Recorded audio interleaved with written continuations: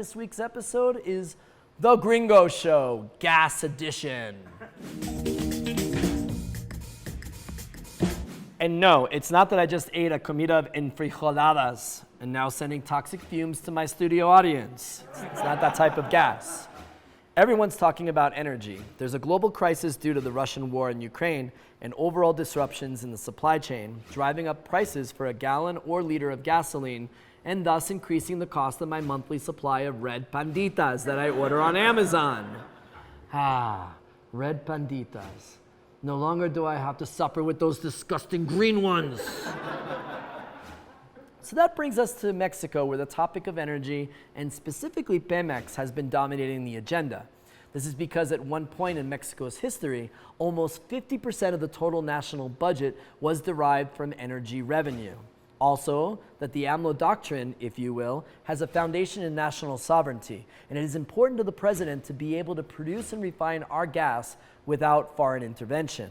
Hence, one of the most expensive projects of his administration, the Dos Bocas refinery, also known as the Two Mouths. And anything with two mouths is better than one, right? The president opened the refinery last week to much fanfare from his supporters because Mexico extracts crude, sends it to the U.S. for refining, and then the U.S. sells it back to Mexico. But this refinery will cost an estimated $14.5 billion, the amount of money you can find in between the seats of Elon Musk's Tesla. Let's see it.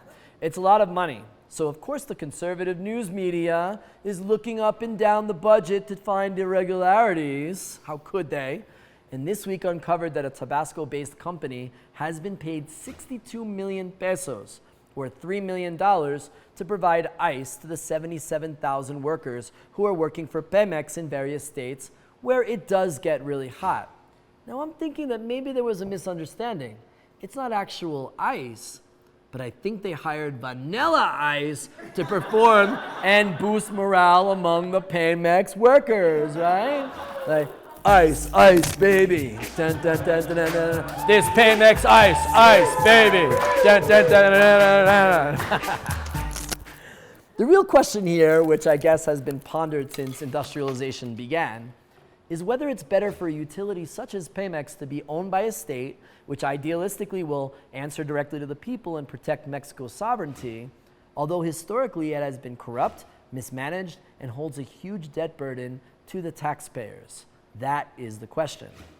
Paymex has also another big problem, and that is theft. Early in AMLO's presidency, he tried to deal with huachicoleros, which is kind of a cool name, right? It's like, huachicolero, hey, huachicolero, hey, hey. That go directly to the gas line, siphon it, and sell it on the black market. But this situation has moved to the seas.